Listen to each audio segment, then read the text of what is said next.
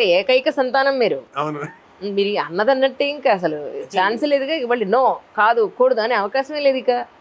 కొంత లేదనే చెప్పొచ్చు. అంటే కొంచెం ప్యాంపర్డ్ కిడ్డే ఫస్ట్ నుంచి. దాని తర్వాత నేను ఎప్పుడు కూడా ఒక్కడనే ఉన్నానే, ఇంట్రోవర్ట్ అయిపోతానేమో, లేకపోతే మా ఇంట్లో కానీ ఎప్పుడు లేదు. ఒక్కడే ఉన్నావు కదా ఎలాగ మరి ఏంటంటే, ఒక్కడే ఉండడం వల్ల నాకు బాగా మాటలు మా అమ్మతో ఎక్కువ స్పెండ్ చేయడం, మా నాన్నగారితో ఎక్కువ స్పెండ్ చేయడం, నేర్చుకోవడం మంచి మాటలు వాళ్ళతో, అది బాగా నాకు ఎంజాయ్డ్. ఎప్పుడు ఒక్కడే అనే ఫీలింగే రాలేదు. ఇప్పుడు మీరంతా కలిసే ఉంటున్నారండి ఇప్పుడు?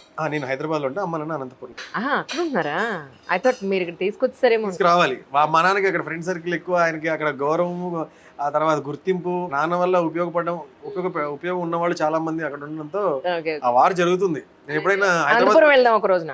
అవునా? సో స్వీట్, రండి, తప్పకుండా రండి. గురుచరణ్ గారి బలగం బలగం ఎవరు అనేది మేము చూపిస్తాను తప్పకుండా రండి. మా ఇంట్లో ఫుల్ చెట్లు ఉంటాయి. చెట్ల మధ్యలో వెళ్తే మీరు కనపడరు. మా మదర్కి అంత ఇష్టం చెట్ల మధ్యలో ఇల్లు ఉంటుంది.